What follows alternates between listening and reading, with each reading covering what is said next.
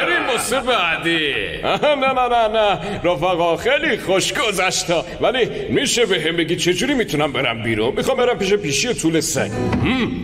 فکر کردم قراره بری سراغ آرزو. نقشه دست توه، نیازی به اونا نداری. آره جونا رو پس بگیر و دوباره تبدیل شو به افسانه شهر. از مهمونی به مهمونی. گربه چکمه پوش تنها سفر میکنه. آره گربه چکمه پوش تنهایی سفر میکنه. افسانه مگه چقدر بوده که هیچ کسی دیگه توش جا نمیشده. افسانه هنوزم بزرگه، فقط تویی که کوچک شدی. آره عوض شدی داداش. شنیدم بهترین دوست طول سگه. تازه دیگه شمشیرم نداره. عجب قهرمانی. شدی یه گربه ترسو. باز اسمشو بذاریم گربه پوشک پوش. نه اسم جدیدش اینه. ملا میدونید چیه؟ همه تون رو مخی. فکر کردم کمک هم میکنید ولی نمیخوام، خودم راه خروج رو پیدا میکنم.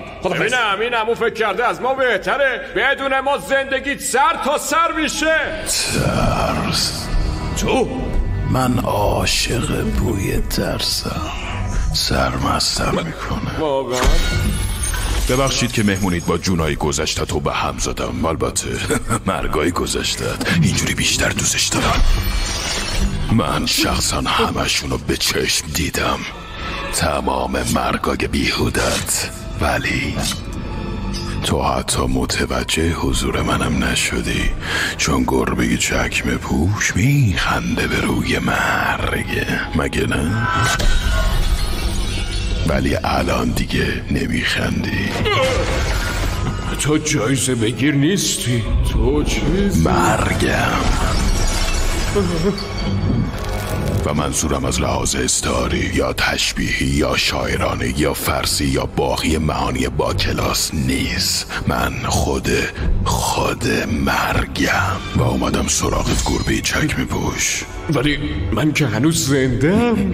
میدونی من زیاد از گربه خوشم نمیاد. به نظرم ایده داشتن 9 تا دونه جون واقعا مسخره است و تو قدر هیچ کدومشون رو ندونستی. پس چرا یه لطفی به جفتمون نکنم و همین الان اون آخری هم ازت نگیرم؟ داره جر میزنه.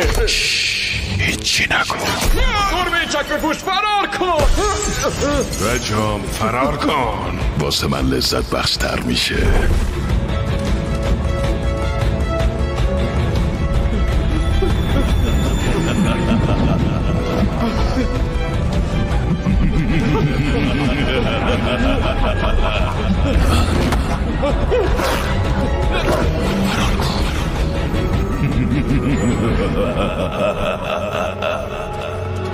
ای